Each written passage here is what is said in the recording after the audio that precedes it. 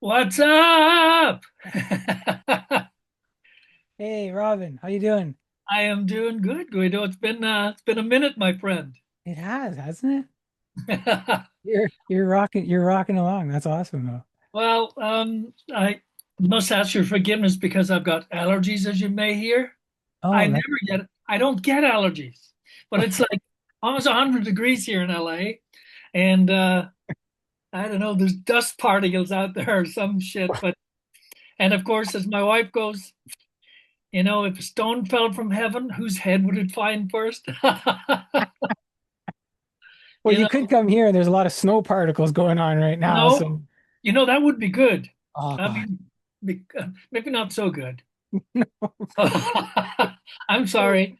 it won't stop. Seriously. And you're Toronto, right? I, I'm north of Toronto, so Toronto's lucky. I'm in a snow belt up here in Richmond Hill. I'm about 30 kilometers north of Toronto. A snow And belt. A sorry, snow 30. belt. Just think about that. A It snow is. belt. It's a snow belt. So, Robin, I moved. You got to think about this. I moved from Sault Ste. Marie, which is a snow belt, right? Like Right. like right now up there, last night they got a foot and a half of snow. They closed half the city down, Whoa, right? dude. Yeah. So we are in a snow belt here. We probably get half the amount there. Toronto gets a quarter of what we get 30 kilometers north of there. Highway, it's called, people joke around here. They say north of Highway 7.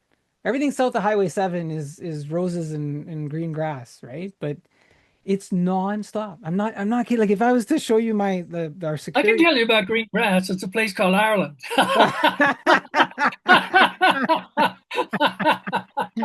Ah, that's awesome. That's Yeah. awesome. Oh, Yeah, and man. happy St. Patrick's Day for tomorrow, whether you celebrate it or not, my friend. Absolutely. Happy St. Patrick's Day, right? I Yes, wore green just like you. I just yes, look, and you see it? Is that your favorite color? Black? You know, what is the famous line? Huh? How much more black can it be? Answer is none more black. I asked the guy whose band is named Black Swan. Oh, yeah. And Uh, on that subject, people go, dude, how come the swan is not black? And I said, actually, it's not actually about a black swan. That's actually not about a bird. And he goes, but that's the name of the band. And I said, well, actually, a black swan, which is why actually Kip Winger picked that name, by the way. huh. Kip Winger actually picked that name. And a black swan is a catastrophic event about to happen, like mostly an economical event. And when we released the first record, "Shake the World," it was right on the bridge of COVID pandemic. Nothing could be more apropos, And it makes sense. right? And And it so, makes sense. then the guys come to me and go, "Dude, you take care of the artwork, okay?" And I'm going, "But you might hate it." And they're going, "Yeah, we might." And so So the and so artwork has Black been Swan was left to born. me for three records. So Yeah, and not so Black one, Swan was born. not one damn black swan anywhere to be seen. Well, you know what, Robin, normally we start talking and then we say, okay, let's get rolling and we're gonna do the interview. I'm thinking we just roll this right in because this is Yeah, well, fantastic. you know This me. I don't right. like I don't like interviews. I like conversation. So let me do this then. Let me introduce the now that we've done that, let me say what I was gonna say. You already answered one of the questions, right? Look at that, eh? Black Swan. Did All you I have design to say, did you design that? I came up with the idea, Right on. and that's a huge story. Would take much longer, but it's a very interesting story. Um, and basically, the story attaches itself one to the major mama swan, but it's what's down here, little baby swans. That if you tie my sort of whole story together, you go, get the fuck out of here. And there we got the short version. Yes. All All right, look it, man. Hello, everyone. Welcome to the Path Radio Spotlight. If you haven't guessed it yet, I'm your host, Guido Perino. That is Robin McAuley. And we're welcoming back a voice that's been part of the soundtrack of hard rock for quite a while now. Hey, Robin? From I his love it. legendary work with McAuley Schenker Group, Survivor, his solo records, look, his voice has carried both power and emotion. In recent years, it's been nothing but slowing down at all. So look it. His latest chapter comes with Black Swan. They're a hard rock supergroup. We've got Reb Beach, Jeff Pilson, Matt Starr, and their newest album, Paralyzed. And one of the standout tracks from that record, If I Was King, we've been spinning that on the Path Radio for Thank about you. 9 weeks. It's up to number 26. So clearly it's clicking with listeners. Whenever I hear it, I don't know if the intent of this is, but I feel like doing like like Karate Kid. Like I feel like doing like martial arts or something. I get all energized, like, and I've never That's done a that good thing. before, so I don't know. Wow. Well, Yeah. thank you for that. Help yourself be a Karate Kid. You look like a Karate Kid. You look like No, no, Karate Kid. I'm You look younger than you did last time, dude. What are you doing? really. What are you I'm doing? going backwards. What was Benjamin that? The Button. Curious Tale. What was that movie? The Curious Tale of. Benjamin Button. Yeah, right, there you go. Yeah. See? No, I wouldn't want to do it that way. I like the way I like the way it's going. That's I'm, good. That's yeah, good. I'm looking forward. Like not looking forward, but hopefully I can enjoy the later years. You So mean the gracefulness of it? yes, grace. Right. You'll have Black Swan. I'll have the grace. I'll be the graceful swan by that time. Right. Oh, the graceless swan. Oh my God. Oh, that's great. That's great. So look, Yeah, I'll design the artwork. Don't worry. I'll get something. I'll put will you something. do it? Will you? Yeah. When I heard like when we lined this up and I thought, oh, Robin's coming back to the show. I'm like, I gotta do a little bit more research again, right? So I went to your website, robinmccauley.com, Right. and I was doing some reading, and I read on there that you update your own site. My wife does actually. Okay. All right. Fair And I enough. sit looking over her shoulder and she And you say, goes, put that in. yeah. I So go, is she the web designer? she is not. Oh, No, she is not. She is not a web designer, but um, she's kind of always been doing it for me. She's my Wonder Woman. right on. We just celebrated 38 years the first day we ever met, right? And Congratulations. 34 years married this year. Same woman. Congratulations. Wow, congratulations.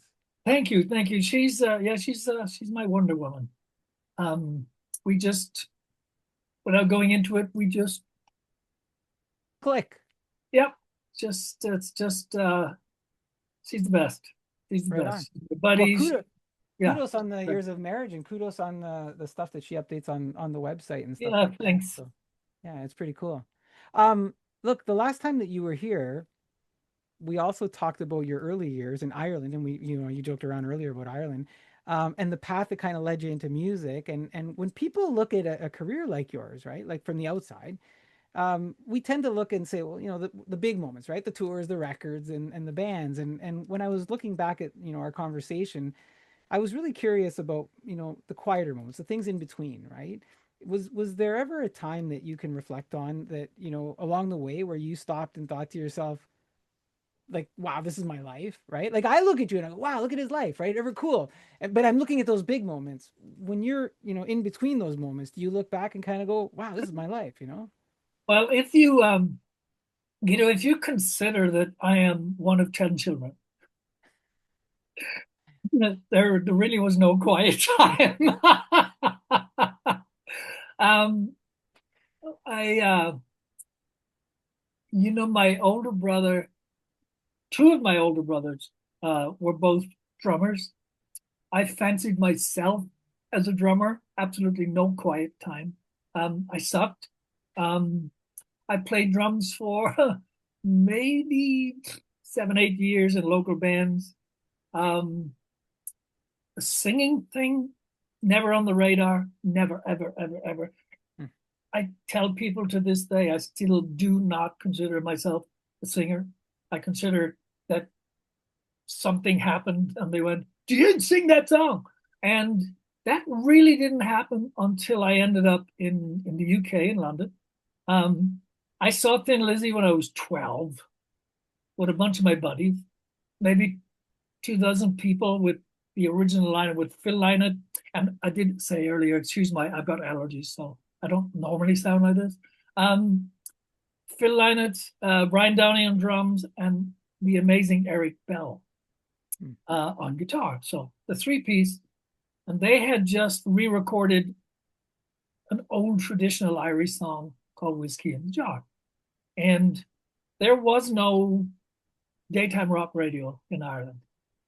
So I grew up listening to still my favorite Motown, love Motown, Four Top Temptations, Platters, Drifters, all of that stuff.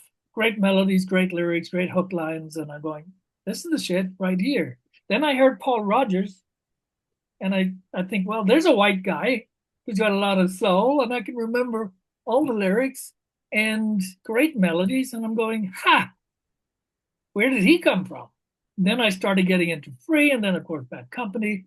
Meanwhile, I exit stage left, end up in London to visit one of my sisters. Never had a drink till I was 19. Kind of an Irish guy am I, right? End up in this local Irish pub, and before I know it, I'm 3 sheets to the wind, thanks to one of my brother-in-laws. And I'm up on stage singing a country song. And about a month later, these guys said, hey, you want to join this band? We play every Sunday morning in the pub session, every Sunday night. We play every Friday night, every Saturday night, sometimes every Thursday, Friday, Saturday, Sunday morning, Sunday night. I did this for about 2.5 years until a bass player and a guitar player who ended up being the guys from Grand Prix walked into the pub and goes, hello, mate, want to sing some real songs? And there was no Grand Prix at the time. We recorded a bunch of demos, and then the whole punk explosion hit in the UK. We were kind of a free sounding kind of band because it was what we liked to do. But that sort of took a big dump because nobody wanted to hear it. It was all about the Sex Pistols, the Stranglers, the Motors, all the good stuff. They used to hate me because I remember buying Never Mind the Bollocks, here's the Sex Pistols, and they're going, dude, did you listen to this stuff? And I went, yeah, but did you know Chris Spedding is actually playing on there? It's like hardly any of the Pistols as we know them, right? And I think there was one of the questions you had, how did it change? I think Grand Prix, when we got signed to RCA Records and then later to Chrysalis, I think my Grand Prix singles were my first ever recorded work. I think we had a track called Shout and a track called Keep On Believing that BBC Radio 1 loved. We ended up getting the Peace of Mind tour with Iron Maiden, which was Bruce's first tour, because we knew Bruce from the Samson days, and they'd rehearse in Studio A, we'd be rehearsing in Studio B, and we all played this thing called the Reading Festival. We were hailed as the new wave of heavy metal. I never heard new wave and heavy metal put into the same sentence. It's like, you know, but that's what it was. And Bruce got offered the Paul Di'Anno was with Maiden. Bruce got offered the gig. The rest, as they say, is history. We got offered the opening slot for Peace of Mind tour, and there were times it didn't go down too well. Let's be honest, you know, Grand Prix and Maiden. But for the most part, it was pretty cool. Great experience, great tour, needless to say. Then we opened for Sammy Hagar on the Stanley Hampton tour, which is when Schenker came on the scene. Schenker saw a couple of warm-up shows, one in particular in London. And the next day, we were actually leaving for the Sammy Hagar tour. And the very next morning, I also get a call from the late and great Cozy Powell's people who said, we're rehearsing. Michael really likes how you sound, and we all like how you sound. We'd love you to come down to rehearsals. We need a new singer. And I went, I have to leave for tour. And then I got the worst press. They called me this like, young Irish upstart. I was young then. How could he dare refuse to join Michael Schenker, go to rehearsal room, and yada, yada, yada. It was all over Kerrang magazine. And I'm Wow. going, don't shoot me. I'm just a piano player. What am I going to do? Just drop anchor, dump the band, and go, see you guys, off you go on tour. I won't be there. And that's not something I do. Right. I'm talking a lot now. Grand Prix ran its course, at the end of which um, Filthy Animal Taylor, Brian Robertson, who were then with Motorhead, leave Motorhead, and God rest Phil Campbell. Mm, Phil was tremendous. I think that's all of the Motorhead's gone now. that's Um, incredible too. Yeah. and so Filthy, Brian, Chris Glenn from the Alex Harvey Band, who was also Michael Schenker's bass player, now are asking me to join this band. I write songs. We got together, took us into Frankfurt, Germany. And then a producer by the name of Frank Farian heard my voice on one of the demos, and he goes, a good idea. You come to the studio. And so I did. And he suggested that I should record Stairway to Heaven, which I went, you gotta be kidding me. And that was the beginning of Fall Corporation. I met my good friend Bobby Kimball. Bobby and I sang on the track, sold over 2 million singles in the UK alone. And back to a direct answer on the question, it was just like gobsmacking. I mean, Right. snotty-nosed Irish kid seeing Thin Lizzy when he was 12, ended up playing with Brian Robertson, later on recorded with Scott Gorham, also from Thin Lizzy. This doesn't happen.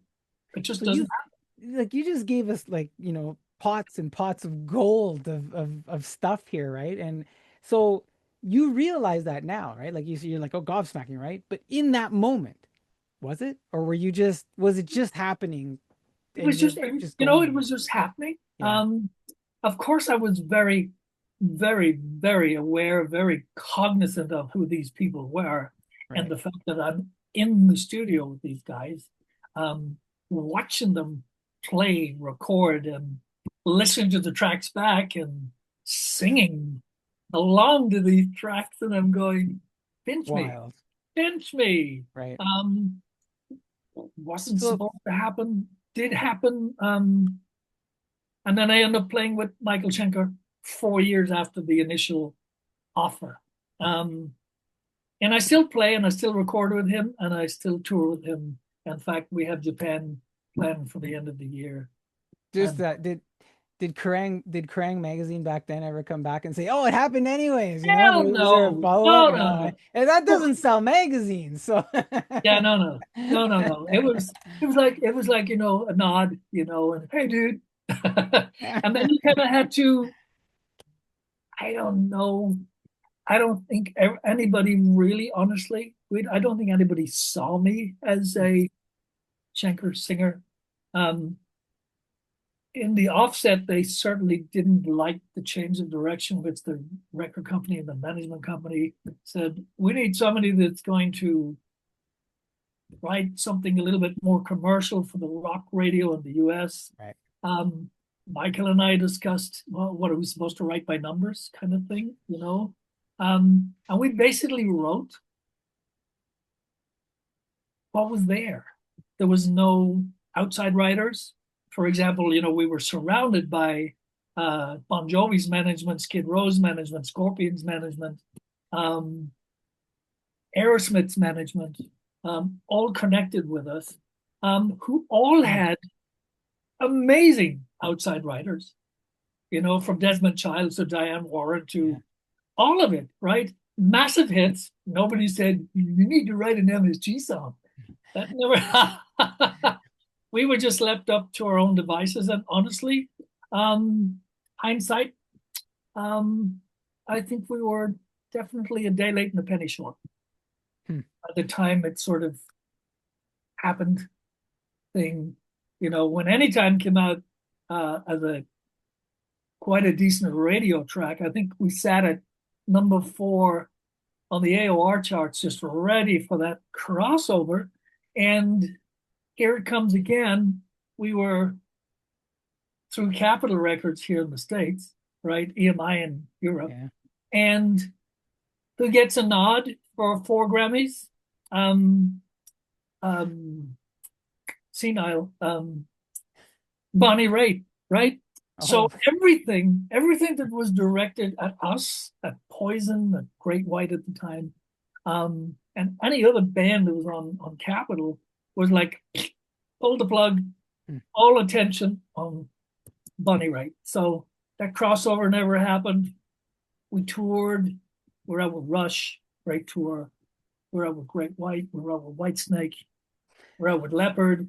Um, I mean, what are you supposed to do? Except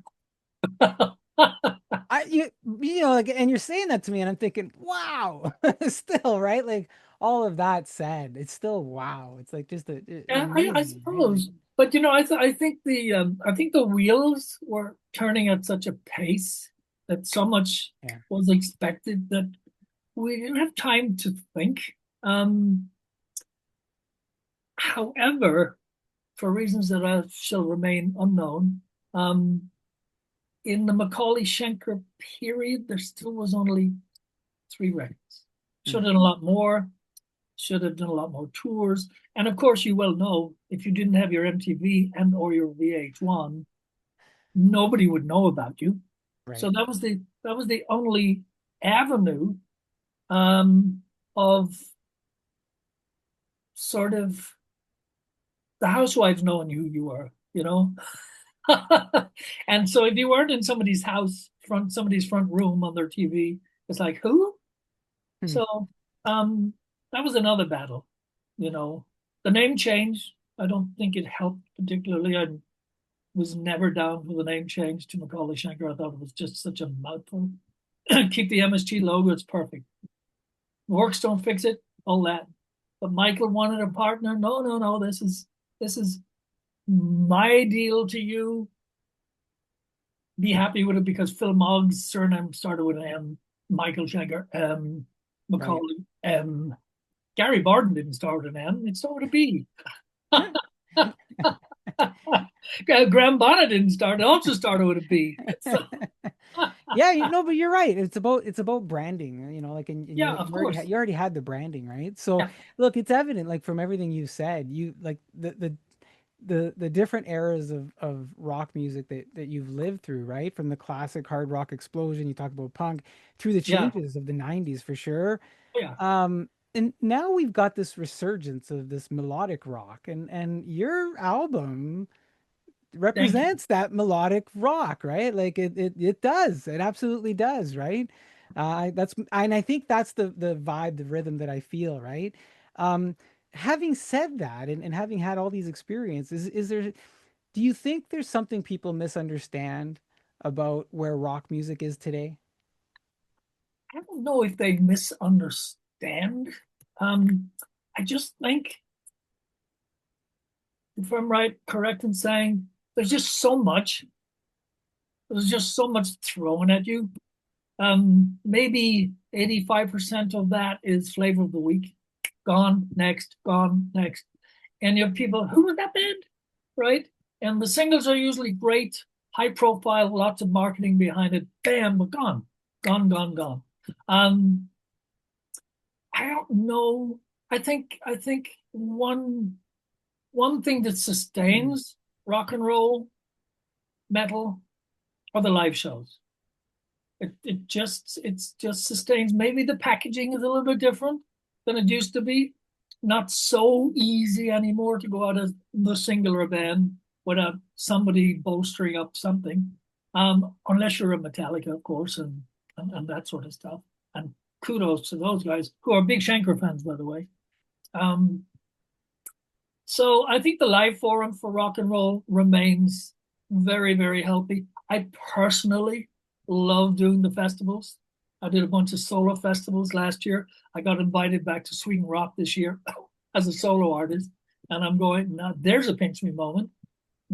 Sweden Rock is one of the most awesome live festivals. And people talk about, oh my God, are we ever going to see Black Swan? Well, now we have 3 records. We have plenty of material. It's talked about all of the time. One of the big factors that sort of is a stumbling block for us is the fact that Jeff is so busy with Forno. Reb is always busy. Not so much now that Winger is done, but they are doing some specific shows coming back out of the retirement to do it. Kip is doing lots of his symphony, right? He writes amazing stuff. Whitesnake is probably off the cards. So we feel if the promoters really wanted it, and if the band was a little bit more known, and the promoters came on the phone and went, "We need Black Swan at this festival. We need Black Swan at that festival." I have always said, right from Shake the World record, that it makes perfect sense because a lot of people, the same place at the same time, it wouldn't make any sense to jump in a van and start playing clubs because nobody knows us. Nobody would show up. You'd get a handful of fans maybe from every area, but you wouldn't. Business would not be particularly good if I'm being realistic about it. If we were able to showcase the band for a short set on a festival, irrespective of the positioning on the billing, there is the exposure. That I think would be ideal. Back to the rock and roll, to the live forum again. I think it's where it is. I also think that 3 records in, the songwriting is definitely more solidified. I think we have, we're 80s guys, right? And then some. So there's always that 80s feel. That's who we are. That's where we come from. Yeah. But we try to, we're very big on the melody. Your melody is huge, has to be huge. Lots of hook lines, everything. Don't throw anything away. Make every single note count. If I have to repeat it, I'll repeat it. Just to hammer it home, and a sort of a freshness in the production that sort of takes it out of the old trenches into something new for the listener and go, dude. And that's all we do. We don't really strive too much to get to that point. Reb is an amazing writer, amazing guitar player. People go, dude, he's so underrated. I don't think he's underrated at all. You know, Pilson, great producer, great writer, amazing bass player. I don't even have to ask the question because I'm so sorry. No, this is great. I am the worst.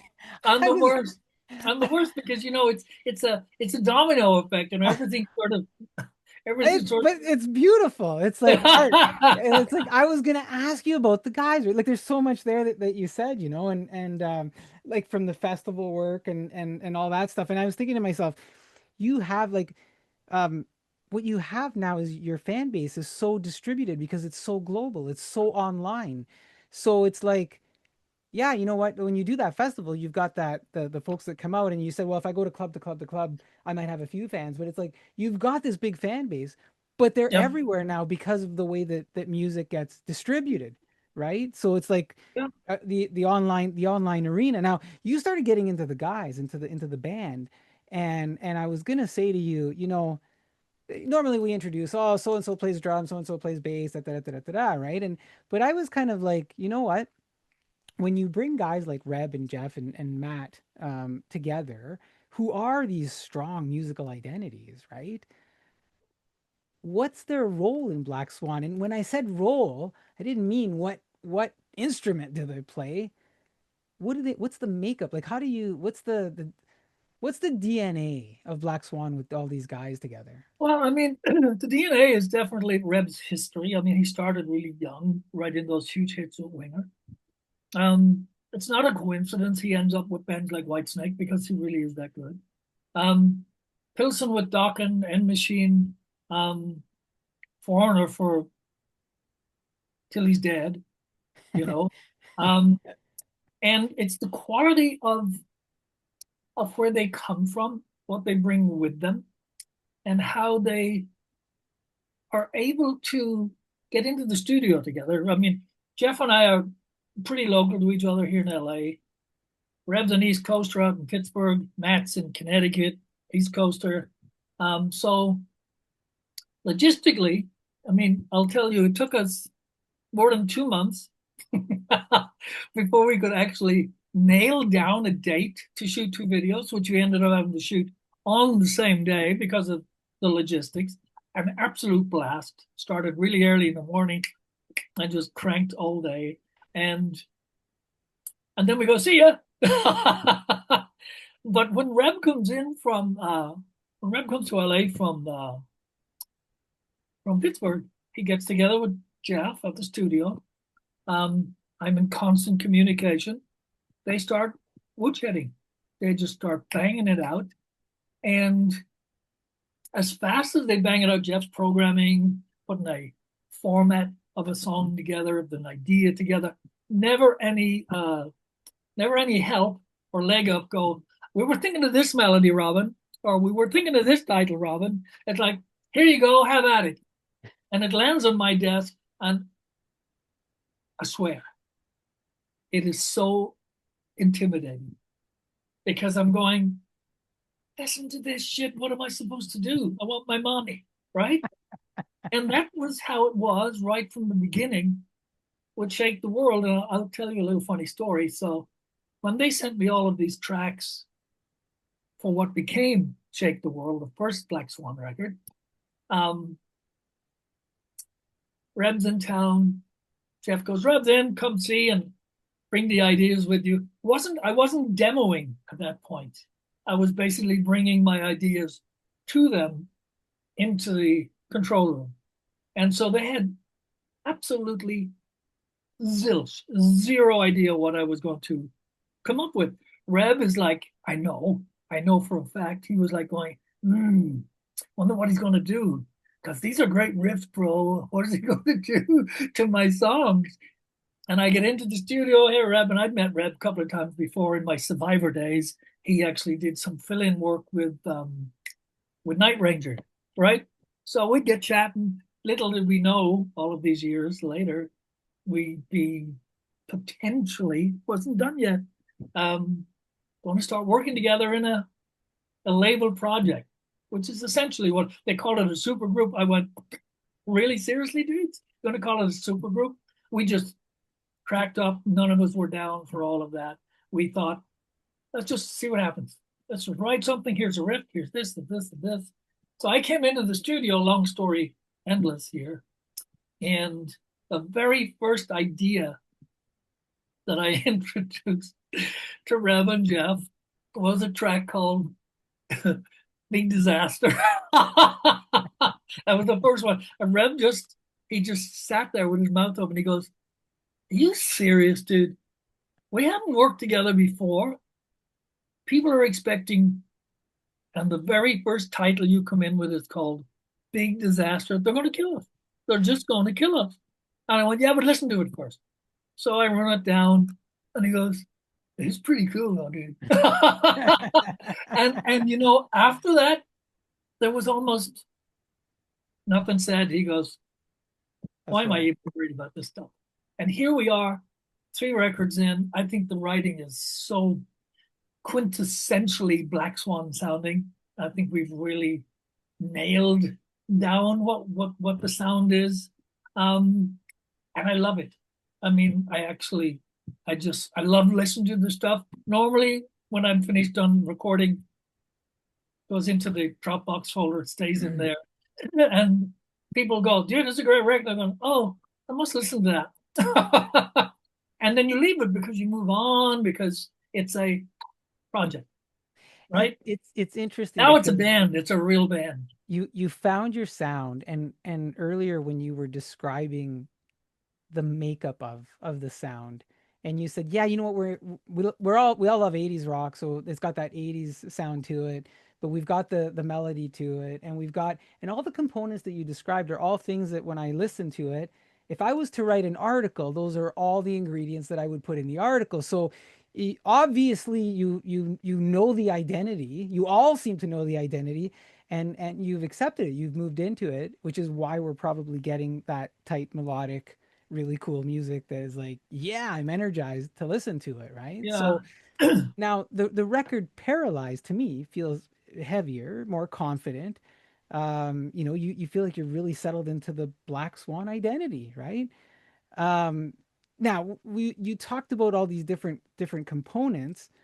Um, you gave us some progression individually. You're all still the like nothing has changed creatively, right? Like Oh, at the individual level, it's just come no. together a little bit differently now, Yeah. right? And an interesting thing is, in terms of, the logistics of everything, the timing of everything, um, going back to Shake the World, we had the pandemic. Matt used to live in LA. So Matt was in the studio recording drums. Um, right there with Jeff. Jeff loves miking drums. He's just good at studio stuff.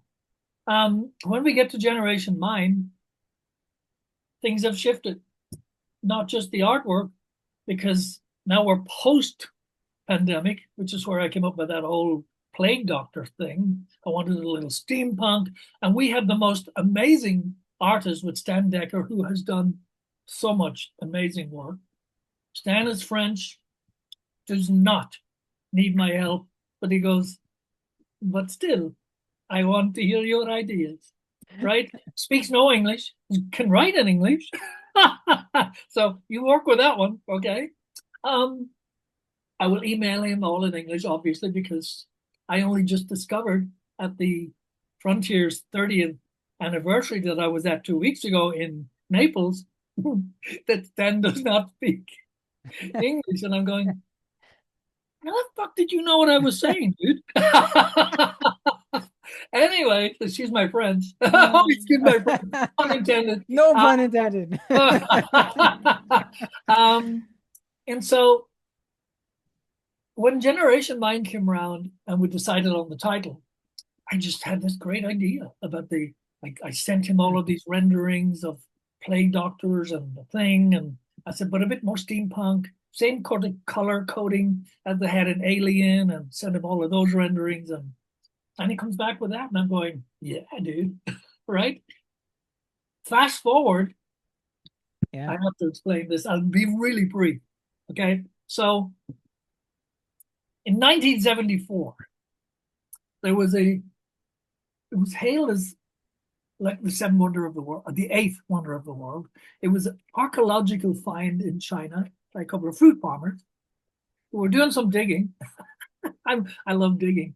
Um, and the first emperor of China from the Qin dynasty, who actually gave China the name China, right? He was young. At the age of 15, he decided that he would use all of the armies of all of the 7 or 8 kingdoms that he had beaten. Um, and he would have all of these slaves and blah, blah, blah. And he put them to work to build his mausoleum for the afterlife. Consequently, these fruit farmers find this mausoleum. It had 8,000 terracotta warriors, very famous, mostly smashed up because a rebel army had found the place before its conclusion, burned it, smashed stuff up, chariots, horses, several depths to it. And I saw it and I went, you know, Shake the World, we were in the pandemic. Things needed a little, we never thought we'd be there. Things need a little bit of a shake-up. We've come out of that into a generation, not conceptual, okay? That certainly wasn't the plan, not my plan anyway. Into Generation Mind, which I firmly believe nobody was the same afterwards, Mm-hmm. right? Nobody thought the same. The respect level seemed to be gone. There was a lot of stuff still going on. There's Yep. still the after effects of it. We came up with the Plague Doctor, Generation Mind, whole different mindset of thinking. Mhm. And here we are paralyzed, right? Mhm. Well, the third record has very much changed. I think we're kind of stuck in a frozen landscape, wondering, are we going this way? Are we going that way? What happens when the ice melts? Will it be for the good? But in the meantime, Black Swan has to protect for little warriors Right. in the hopes that when the ice melts, there'll be enough sensibility to move forward. It's very heavy. That is deep. It's very deep. And so that's where all of that came about. Rem was, when we were shooting the video, Rem said to me, "Hey man, you think people will get this?" I went, "I don't care. I really don't care." He goes, "No, no, no, dude, that's not the way to think about it." I went, "Well, how else can I think about it?" It's like I can't write to everybody and go, "Do you know the story of the terracotta warriors?" So that's where my craziness comes from, both lyrically, melodically, and I, honest to God, work off what Reb is playing. I I tell him all the time. I said, listen to what you're playing right here, and now listen to what I just did with the melody. That's what inspired me." He goes, I don't hear it. You know, but he's got such a great ear. He'll go, "I really like this note. When you hit this, do that again here, blah, blah, blah." And so that's how we tweak. And Jeff is great with these offset harmonies. He's great with changing your melody just there. And that's how we formulate. I come in with 100% of what I think it should be, and then they'll pull back maybe 10 or 15% and tweak that and put it back in. That's really all we do. There's no big discussion. That's like well, you know, it's no band interesting. meeting. It's interesting because you reminded me of a story. If I could take the liberty of mentioning a couple of names, I remember. I don't remember from where, but I remember. I think it was Tom Petty. Uh-huh. He talked about having played with Jeff Beck and Roy Orbison, and he said, you know, when they would just get together in a room and they would just start playing, sometimes they didn't even have to talk. They just would start playing and they kind of knew, right? And it was interesting while you were telling me the story about Reb and what each guy does. You made me think of that, right? Because they had gotten to a point where they just kind of knew and they'd feed off and there wasn't a lot of talking. They would just make these really cool songs, right? And Yeah. yeah, and then the deep story, like that is a deep story about no, but here's the I'm a fan of this stuff. You know, I'm a fan because um always with music, I love the story in a song, but I love the story from song to song in an album. And the fact that you have a story from album to album is like I I think we used to do that more. We used to see that more in music, right? And I Yeah. love that meaning. I love that connection. I love, you know, reading more about it after or finding stuff out or those. So to me, that if you were to say if I was being interviewed, I'd say that's what's been missing for me in music sometimes is the story, right? The Ah, connections between things, right? So thank you. yeah. Thank you for You bringing know, well, that. thank you. Thank you for even noticing that. I mean, Jeff always, there's a little running joke. I come into the studio and Jeff goes, "We have a title?" He goes, "What's the story?" Because right from the beginning he goes, "Always have a story. You always have a story." Yeah. You know, songs to me are a book. It has to have a beginning, a middle, and an Yeah. ending, and it has to go somewhere. You know, I think I'm so far done with the boy meets girl. You know, I love you, you love me. You're going to leave me. I'll never get you back. Maybe I will. I left that behind. When you were playing country, when you were singing Very country. well. Yes, I When left that behind. And I'm drowning my sorrows one shot at a Where am time. I gonna live when I get home? Yeah. So I left that's kind of writing behind a long, long time ago. Right. Um, because I found out that there's just so much to know. I love history. Um, I love reading about events. I love reading about discoveries. It's just knowledge. It's And teaching. You're teaching while you're doing it. well, I Yeah, suppose, you are. I suppose, because people don't know. I had a great, great moment when I was in Naples 2 weeks ago. So one of the marketing guys uh, was talking to me, and he's going, "Oh my God, you know, the process of when you come up with an idea to get it to the artist to where you're happy, we're happy, right? Everything right across the board, the colors, the makeup, the whole thing.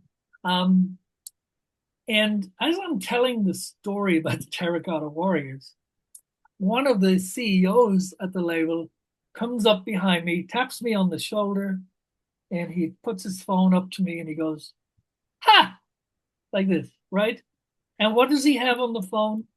He has the actual mausoleum site from China. He had just come back from China. He goes, "It's in the universe. You put it out there. I just so happens I went there. I come back. Now you're telling the story, and I'm going, oh my God, oh my God." Goosebumps. Goosebumps. Right? Yeah. And Yeah. I'm thinking, wow, that got me going. Right? Yeah. And so I'm thinking, yeah, they were able to suddenly maybe more than before, or maybe they just agreed and said, oh, this is a great idea, but they really didn't think it was at all. But now he'd been there, he comes back in and he goes, he's crazy, right? And I'm thinking, now do you believe me? No, And man. it's no big deal for me. It's just I like good artwork. Yeah. I think this is just awesome. I mean, look at the thing. It's just gorgeous. It is, and with the story behind it, I think it just Gorgeous. gives it that the additional depth, right? It's sort of validity, You it's know, just a gorgeous cover. long time ago when I was, doing part-time things, I used to guard paintings in an art gallery. Ah, And I became familiar with some of the different artwork that they would display, like depth familiar. Like I would know how many of certain things were in the painting, why they were there, and I just got to know it. And I never going into it, I was like, oh yeah, I love art. I love art. It's great, right? But by the time I left, I loved art. isn't Like, it amazing? right? and Yeah. and because you become intimate, so when you offer something like that, it's like, I compare it to books, right? A long time ago, the cover of a book had a lot of depth, a lot of meaning. It would, the attraction to it, etc. And then we went through a period where, yeah, let's slap the author's name on it, let's slap the title on it, a black cover, some waves, and here you go, right? And it was just like, and now we seem to be getting a little bit more back into that, right? The storytelling and the depth of Yeah. it. So it excites me, right? And love it, I love think the it's cover, great. love the I think it's story. great. I Yeah. think it's great. Um, I used to read a lot of Stephen King. Yes. Um, used to love buying the hardbacks because it's just a huge volume. Yeah. Um, always into sort of the vampires, the macabre, the old Hollywood kind of stories. Um, and I still do. We just went to see Dracula. We just went to Oh see yeah. Frankenstein. We just went to see Wuthering Heights. Great movie. Did you watch Remember reading? Sinners? They just won Oh, some yes, Emmys. did. Right when it came out. Amazing. Right. Yeah, it Amazing. was. Amazing. It was good. And that's kind of my Yeah. and my wife too, thankfully. Yeah. Sometimes she'll go, God, look. Yeah, yeah, same. We just went Yeah, through it and she was like, "Oh no, I like it's yeah, okay." but the Dracula story Yeah. is such a love story. It's so well done. So well Now, done. when you say, are you talking about the original? Because I love Dracula. I love vampires. Like, are we talking Bram Stoker, some of the earlier movies, Well, some of the, let me right? just digress a second. So, my father was a soldier. When he left the army, obviously growing up living in Ireland, he became what they call a stud groom. Maybe he was a stud groom with 10 kids. Way to go, pops. Ah, Um, so he used to work at these amazing castles very close to our home, and he was in charge of the stables. So he brought many, many, many thoroughbred Irish racehorses into the world. But when he'd be down there with his diary, right? No, the only a manual yeah. input, right? Um, and there'd be mares and foal and all of that sort of stuff. He'd handwrite it into the diary. And then one time he came home and he goes, "This is what I was reading last night. You should read it. It's really good." And he handed me paperback of Bram Stoker's Dracula, and my mother had a conniption, right? And that, I think, outside of school books, was the first book book Right. I had ever written cover to cover. Hmm. And Great book. I was hooked. I was Yeah. absolutely hooked. I've seen every incarnation, I think, of Dracula Yeah. to date. Storyline is, I like to stay with the storyline. Don't you know? I loved the new Dracula. I thought it was just so well done. So Yeah. well, people don't realize that part of it, that it really was a love story and not just All all. the like you're right, and all the adaptations. It's fun to watch the different Yes, adaptations and the views, yes, and you're right. It was a love story. It was. yeah, it was. I mean, And yes, yeah, with with the gore. I mean right. that came with being a vampire, right? To Yeah. stay alive. Well, and Uh, it sort of evolved with the right. studios of the Yes, studio's of course. ability to create that stuff. But I just said after we watched Sinners, and my wife was like, "You really like vampire shows? You've always watched them, et cetera, et cetera." And I said, "Yeah." I said, "But I'm probably a fan of some of the earlier movies, like even the black and whites, right?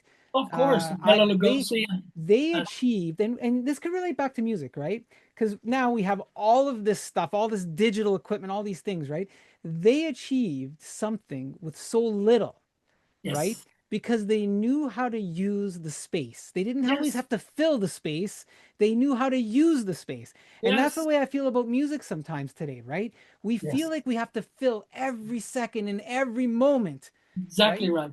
But Yeah. maybe we don't, Robin. No, we don't. We don't. Right? No, we don't. Less has always been more. Yeah. Let it breathe. I think that's what we try to do is when I get the tracks, there's no lead guitar on there. It's basic rhythm guitar, drums, bass. And so I write to a naked canvas almost. And then they'll just add some Yeah. extra rhythm guitars, and Rebel put his lead break on. And we're very careful about oversaturation, too much. Um, Reb loves the idea of that we might be able to take this up onto the live stage. He's already got his boy um, picked to be the keyboard player, second guitar player, because there's a lot of guitar stuff going on. Sure. He's also a great singer. I could tell you who it is, but I won't. Good for him Oh, oh, and everybody's. Um, and it would be. I mean, we've sat around when we did the videos. We're going, dude, this would be. We could reproduce this yeah. and bring it home. And that would be the goal. That would be the goal to what you hear. That's what you're going to get on stage. Right. And I think Yeah. we have all of the components, if you will, to do that. Gonna have to make it all the way out to LA to come see you. Look, when we first started talking and you said, "Hey, Guido, my voice is a little off tonight, etc." And I've got you talking for a long time here, telling probably more stories than you signed up to tell tonight. One of the things that fans do talk about is how powerful your voice still sounds, right? And after the years and the work that you're doing, um, how do you go about protecting your voice now? Because it's your instrument, right? And so either physically or mentally, um, because you're talking about doing the live shows and recovery and all those things. Where are we at? I do a huge amount of hydration. It just happens to be here. I'm not Yeah. sponsored by these people. It's called a vocal mist. It's like a Oh, handheld, I guess, a nebulizer. It's about this big. You just put saline solution into it, moisturizes micro droplets that go to the vocal folds. It's really important. I use facial steamers. I oh well. drink a huge amount of water, room temperature water.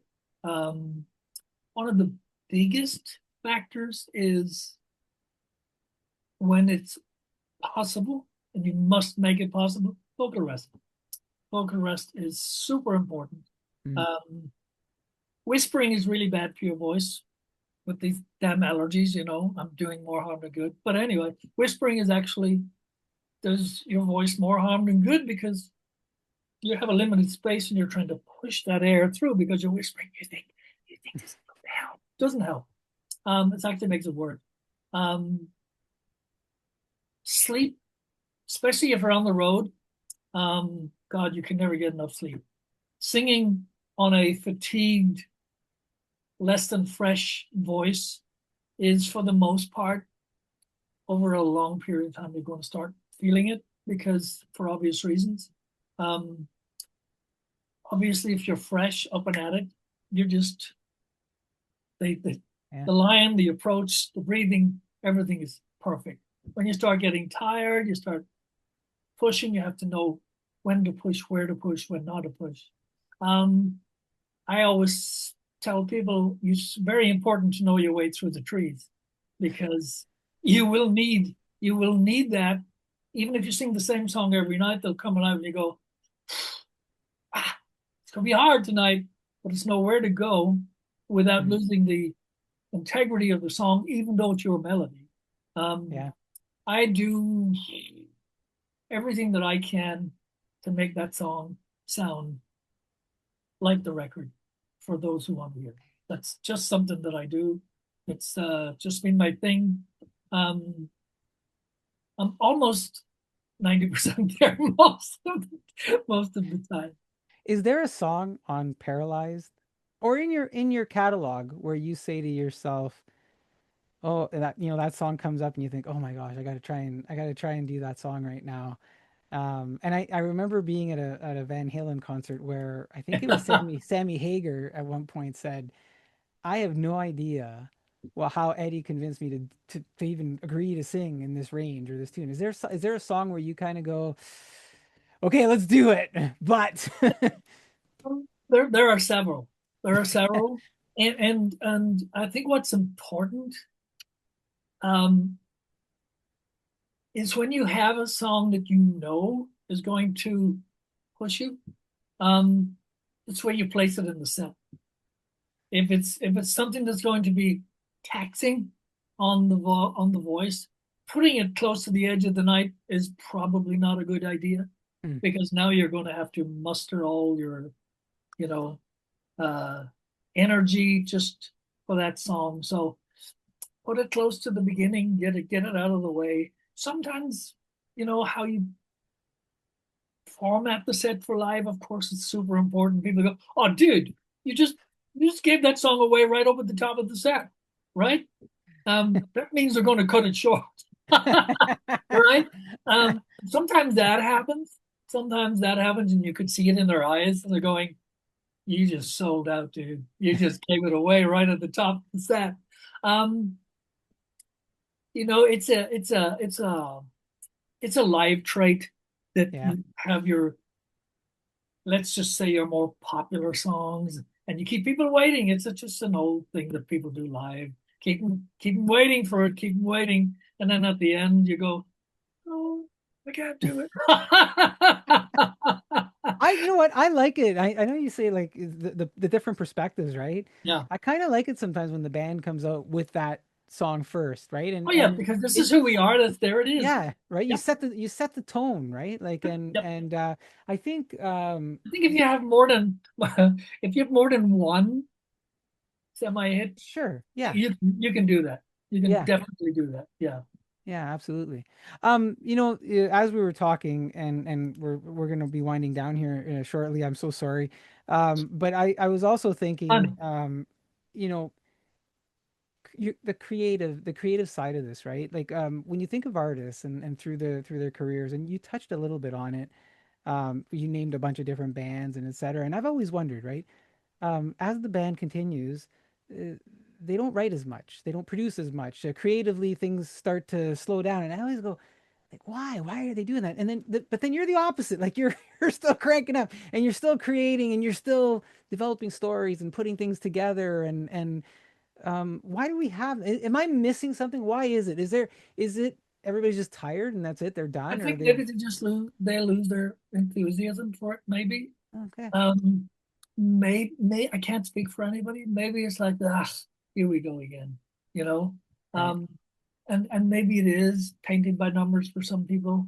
I think it's important to want to still do it. You love Want what you're doing. Yes, want to love what Yeah. they're doing. Want to still perform, and in so doing, don't just do it half-assed. Do it because you're going to get out there and just kill it. That's what you have to do. Not going, well, here he comes. up the backstage, you know. And that's sad. That to me is super Yeah. sad. That's super sad. And I could mention a lot of people who basically do it and don't do it very well. Um, that just doesn't sit with me, you know.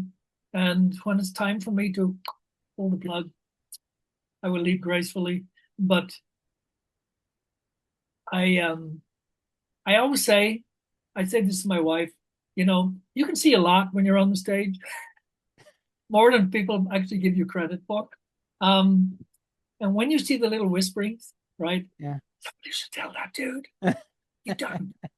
I will hear that, and then you'll never see me again. Are you one of my favorite questions? Are you gonna be like that movie Rockstar where the guy walks off the stage and they go, "Where did he go? Where did Robin go? I don't know. He went to take a piss. That's all I Yes, know." yes, he went. He went. Yes, he went.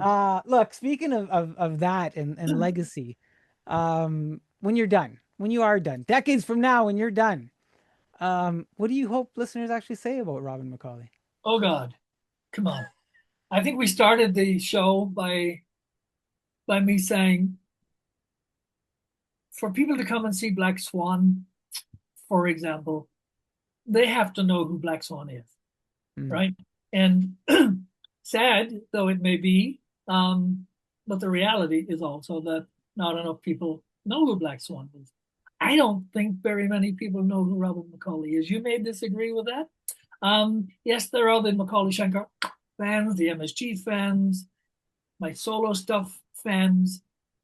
They're not a huge, they're not getting Bon Jovi.